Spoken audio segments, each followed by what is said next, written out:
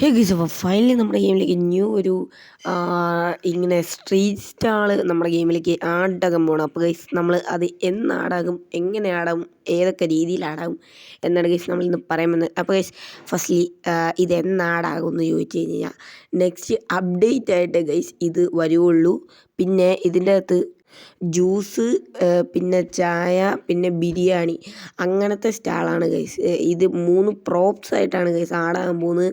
പിന്നെ ഇത് വരുന്നത് എങ്ങനെയാണെന്ന് വെച്ച് കഴിഞ്ഞാൽ RJ സ്റ്റൂൾ വഴിയാകാം ഇത് വരുന്നത്. ഇത്രയും റൂമേഴ്സാണ് ഗൈസ് ടോട്ടലി നമുക്ക് ഗെയിമർ തന്നിട്ടുള്ളത്.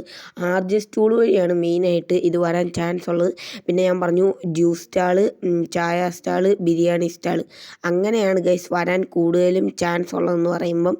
അപ്പോൾ ഗൈസ് ഇങ്ങനെ ഇത് വരുവുള്ളൂ ഗൈസ്. അപ്പം ഇത്രയൊക്കെ ഉള്ളൂ ഇന്നത്തെ വീഡിയോ എന്ന് പറയുകയാണെങ്കിൽ. പിന്നെ ഗൈസ് നിങ്ങൾക്കിത് വേറെ ഏതെങ്കിലും രീതി ഇനിയും എന്തെങ്കിലും ആഡാക്കണം എന്നുണ്ടെങ്കിൽ നിങ്ങൾ മാക്സിമം കമൻറ്റ് ചെയ്താൽ മതി. കമൻറ്റിൻ്റെ അനുസരിച്ച് നമ്മൾ ആഡാക്കുന്നതായിരിക്കും. അപ്പോൾ ഗൈസ് ഇത് പ്രോപ്സ് ആയിട്ടാണ് ആഡാകുന്നത്.